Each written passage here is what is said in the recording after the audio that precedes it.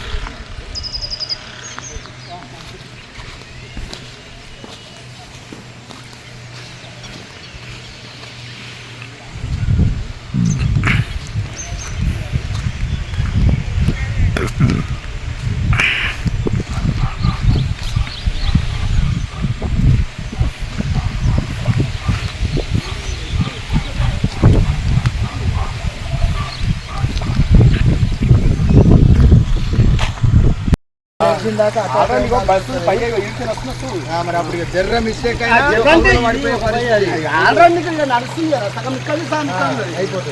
ఇక్కడ ఉన్నది, ఇది ఉన్నది కదా, ఇది సగం ఉన్నది, అక్కడ సగం ఉన్నది. వాళ్ళు ధన్మని ఇస్తానే అనుకో, వంటనే ఇబ్బంది కదా. పిల్లలు ఉంటారు, చిన్న పిల్లలు ఉంటారు.